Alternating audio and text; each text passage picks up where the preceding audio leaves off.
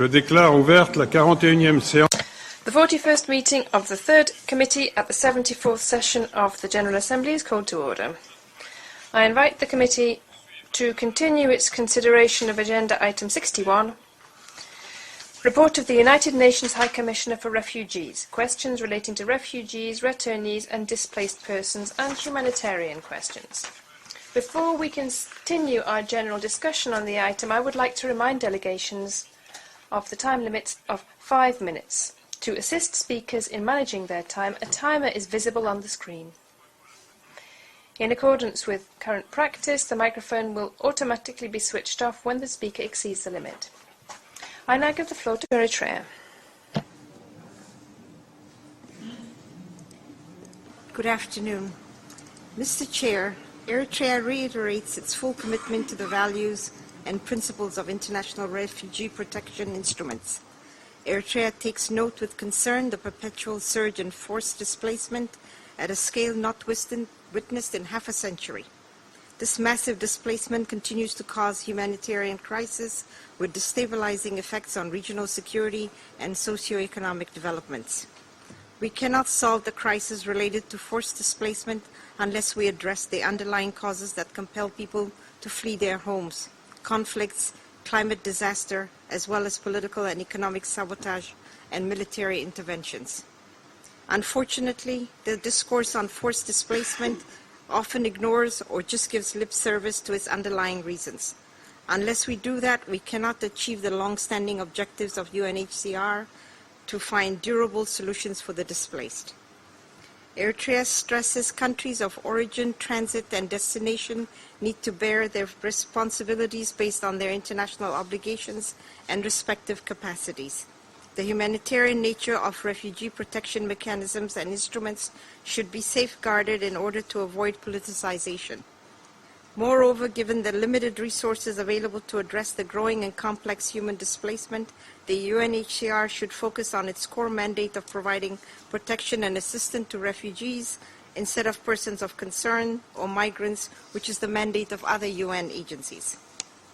It's clear that UNHCR is the only organization with an international mandate to protect and assist refugees. Therefore, it's deeply concerning to hear repeated reports of corruption inside camps administered by UNHCR directly or indirectly, including acts of financial bribery to grant refugee status, as well as to acquire preferential resettlements in selected European countries.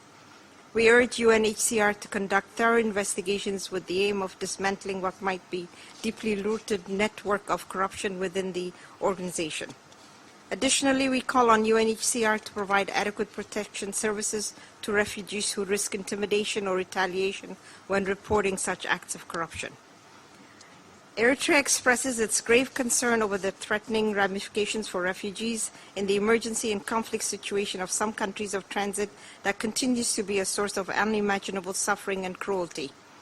Eritrea will continue to make effort to ensure the safety of all Eritreans who are stranded in a conflict situation through working with host countries and its international partners, including facilitating their voluntary return to their home country. Over the past year, many Eritreans who were stranded in Libya expressed the desire to return to their home country.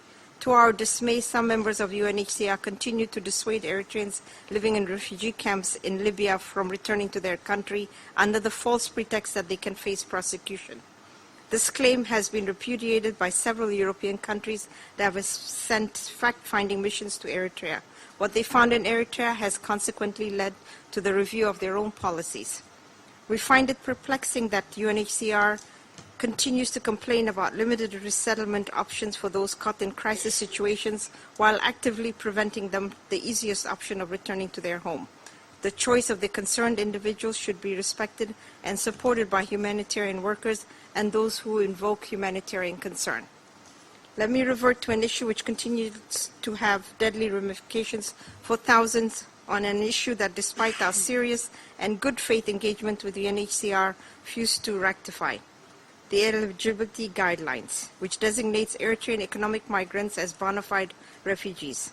UNHCR relied on secondary and biased sources for the eligibility guidelines that it issued in 2009 and again in 2011.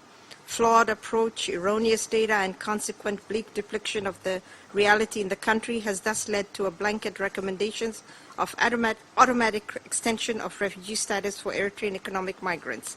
This has in turn spurred a disproportionate number of Eritreans to leave their homeland under the false hopes and expectations of acquiring with ease refugee status in Europe that is associated in their eyes with attractive privileges in terms of free housing, education, employment, and other social benefits. UNHCR's maintenance of privileged treatment for Eritrean migrants and those who claim an Eritrean identity to take advantage of such privileges continues to be a pull factor with serious ramifications for the people in the Horn of Africa region. Eritrea calls on the UNHCR to engage with countries of concern before the issuance of any eligibility guidelines, should seek